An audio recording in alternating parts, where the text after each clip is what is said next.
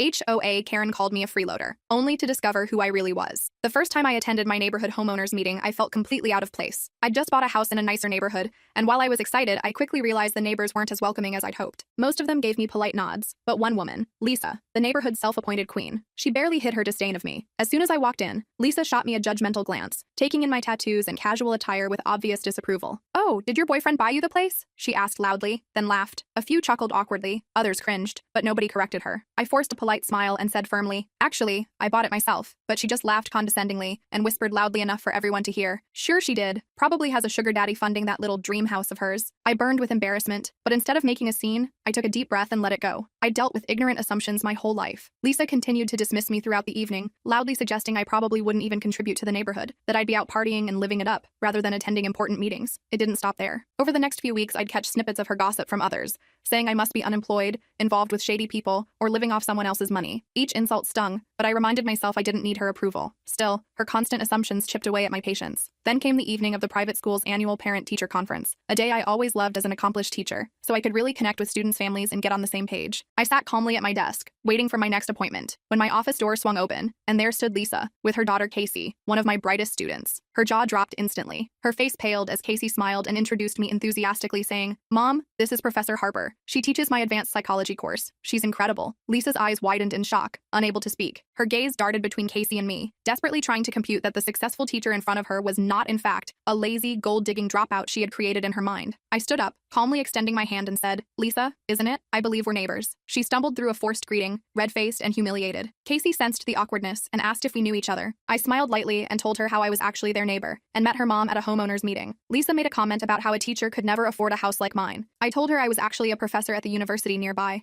and taught AP Psych classes as a favor to the principal, who is an old friend. Lisa quickly tried to change the topic, stammering something about Casey's performance in class, but I gently cut her off and mentioned her daughter was doing exceptionally well. I said, "I have high expectations, but she meets them consistently. Thankfully, she hasn't let superficial judgments or false rumors influence her, unlike some." Lisa visibly winced and spent the rest of our meeting mostly silent, nodding politely as I discussed Casey's academic future. Thankfully, she was clearly embarrassed by her behavior. From that day forward, the dynamic in our neighborhood shifted dramatically. Lisa no longer whispered behind my back. At meetings, she avoided my gaze, choosing her words carefully. Lisa learned a harsh lesson in humility and perception.